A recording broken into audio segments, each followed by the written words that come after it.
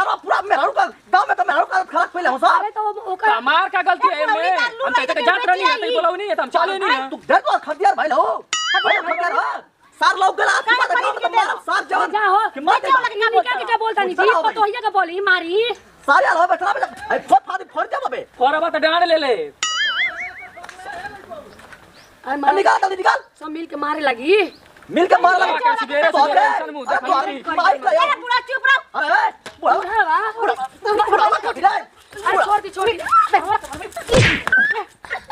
अरे कुछ ना माने तू सारा आप कुछ कर काहे कमाल के में काहे करो खतरे से ना के ना अरे तो तू मारते ससुर के तो लाज लगत है ई का झड़का धड़कन पतो ही के तक लाज हम छोड़ के घोल के पी जाइबा मत ते आओ तो हमरा कैसे करनु अगर ई डंडा वाला मार दे तो तोर होश रही के ई तू आ के मार के देख ला तू कीने वाला करो का नहीं तो कीने वाला का बेइज्जत कर ला सही हमरा करतो तू यार पलन करता हम ना बोला ए पलन अरे छोड़ दे रे किंतिया अरे छोड़ दे रे बाप रे बाप छोड़ दे अरे मार ना तो जवान झापड़ मार गिरे ले ला बड़ा पतोही वाला भई रहा बड़की पतोही ऐसे ढाल मेरी मर ते का मरा कभी नासी दा बबली फसा दे मेरे को बुझत नहीं कि केना गई थी कहानी हम खानदान की रागल बटुए ना काजर बटुए ना लिपस्टिक बटुए बेचहूं वाला नतिया नहीं क्या होते घरी आज तक किन लेती टिकुली ले बिंदी ले सिंदूर ले अलता ले का ले बनी टिकुली या बिंदी अलता मैं ये सोचत रहनी हमर कुछ हो सब कुछ हो रागल बटुए का ले बन जी अरे टिकुली है बिंदी है अलता लिपस्टिक हां है हां ऐसा का बेचता नहीं और लेस स्कूल है रुक जाता सारे से लगा ली साइडिया में का कहे में ले बन डबन में अरे वो में चूड़ी उड़ी है हां हां का चाहत बोला अरे चाहे के तो बहुत कुछ चाहत रही ब्लाउज के पीस हई लो ए सही कुछ काजर बिंदी सब कुछ तो रही ले बटुए रुरा ढेर पैसा का सामान हम निकले ले दिया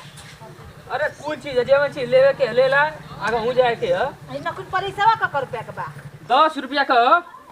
कम ना होई अरे कम है महंगाई में तो कम लौकत है बहने 10 रुपया कम है ना ए बेचे वाला एडवांस से थोड़ा बोलेलन एडवांस ना बोलती देख ली तनी देख ला का चाहिए टिकुली चाहिए देखा ई कुल ऊपर है बटुआ भीतरिया का ले ले बनी अरे भीतर तो बहुत कुछ है का चाहत बताइबू तबे ना हम निकालो बताओ बाहर से ना पैसा होता ना रुपया होता 1 रुपया के खाइल मुहाल भइल बा कैसे घर का खर्चा चलाई और छोटे पे बहुत ना पटावा के समाज एक मिला का सामान लेत रही बिंदी पे कोई गा देख यही से ही घर में कपड़ा सीसी के पैसा रखतिया आ मांगो तनी 1 रुपया तो कहती ए दीदी ऊ धारे लगली तो ऊ धारे लगली आज हम क्लास पे ले तनी घर में 2 दिन आग जोरा भइल चलता तन चलत ले चला अरे बोलबू तबे ना जेवन छी बोला हम निकालत नहीं अरे गाडर लेबे करल तुए केवन कलर का चाहत खोलब तब न बुझाई रुक जा रे तोरा नियन चना का हमारा नियन बुर्बक न के इंसान ना मैं हम अपने भतार के कमाई घर में खियावे पियावे में सब लगा देता नहीं आ तू 2 रुपया सिया पैसा रखत तो चनाक बनते रे जी औ दीदी पड़ोसा में दे के बेला जो कुछ बड़ी है लॉस किने खाती थी कहनी है तू तो लास्ट के तोर से पैसा मांगने के दे पैसा साग सब्जी लेवे के तो कहते सर भी नहीं खे साग सब्जी तो रखाई बाती करम औ बेला जो 4 गो बात हमरा सुनाई त का करम बताई ना भतार के सिखाते इसके पैसा मत भेजा हां हम ही सिखैले बनी तो तू ना खाली इस घर बताई में खाई तनी सिया तनी त तू पैसा मिलत तुए तो मिला यही बना रखना देनी है कि ली जाई सब बजे किन नहीं अरे तो लोग जागरा करत हऊ जाओ नकली कुछ हुआ तो लोग जागरा करत हऊ हां जागरा करबू ए तो के परिवार के आदत लेवे के तला लोग ने तो हमके आगे हूं जाए के हम खाना बनो चाहे ना बनो चलो हम नहीं जानत सोच ले का हम ली तब दे दिनु रोरा बोला तनी हम कह दे चाहे कुछ करम तो चुपचाप खड़ा होकर देखा आगे 4 गो बात सुनाई नु हम सुननी अभी वो आके सुनाई बूढ़ा तब बुझाई सवेरे से खइले ने के मिर्ची आई ये अपन सामान ये हमारा घर लगा में तो लोग एता खाबे जागरा में करत रहू हमर क्या घर में बच्चू बचुआ की नाम नु त हमारा पर रोक लाग गेला हल मत किनो हो मत किनो केहू खइला भी मारो केहू ढैला भी न मरे 5 रुपया खइला बिना मरते 20-30 रुपया के किनती तो हम कर रुपया कमाई थी। तो कर रुपया कमाइया का हो जाता कमाइए का हो जाता यही ना न देनी है ना तो देनी ना का कमाइया दे बतावा खा गई ना लोग के लेवे के ना झगड़ा नहीं रुको ना लो सार लोग कमाए का हवा के पैसा में दे ले खैला खैला के आदमी रोवत था हां करे के देले सब उठा तारी देख ली चूल्हा में आगे नहीं जुड़ाइलू और टिकुली सेंदूर बिंदी ओठलाली की नाता नले मोटकी सब सिलाई का पैसा दे सीए का तोर भाता त गाला तू साल लगा था कि तोर कुल बैंक फटा था तबला तू बुझबो ना तबला मारबो ना हो बनी ये तू तो हम बोल ही बनी हां लूर आये को पता है कि दिन भर लखराव छराब तो के खियाओ आ खा के तू पीला ने मोटाइबो ससुर के धरे तू सारे हलवा जा बेचारा सार बेचारा क्या बोला था यात्रा बोला तुम चले नहीं सारा हलवा इनके क्या मारते नहीं झगड़ा करवाते खराब हम तो इधर का यात्रा नहीं सही बोलो नहीं तुम चले नहीं सर हमर घर का लिया ये सर्व पूरा मेहरारू का गांव में तो मेहरारू का खराब पहले हम सब अरे तो ओकर हमार का गलती है में हम तो इधर का यात्रा नहीं है सही बोलो नहीं है तुम चले नहीं है तू डर को खरदियार भाई लो खरदियार हो सार लोग गला आपकी बात गांव में तो मार सार जवान जा हो कि मार दे इनका के क्या बोलता नहीं जी को तो हिया का बोली मारी सारे हलवा बेचना बेटा आई फोड़ फोड़ दे बबे फोरबा तो डांड ले ले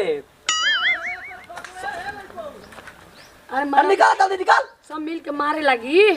मिल के मार लगे क्या सुधेरे सुधेरे इंसान मुंह अरे देखा मार का यार पूरा चुप रहो अरे बुढ़ा बुढ़ा कभी ना अरे छोड़ दी अरे तो हाथ लगा कैसे बोल ओ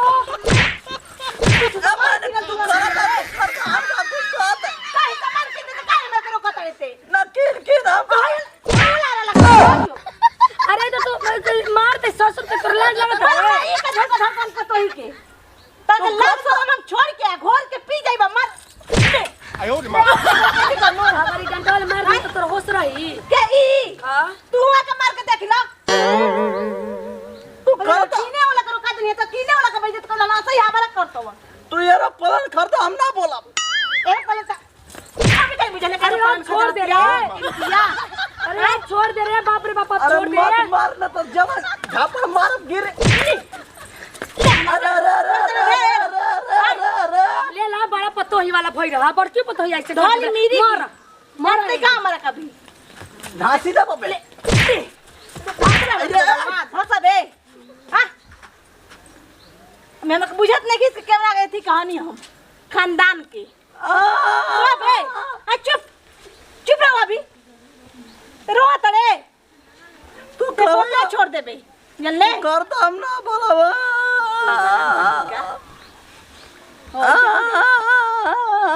कि नल दुलम कहले बा ना को 5 रुपया कर अटल नहीं के ना देले ना होई ए आवत पे कर बेटो के कमी नहीं तनी किना तो तक मरत के लकड़िया तक दी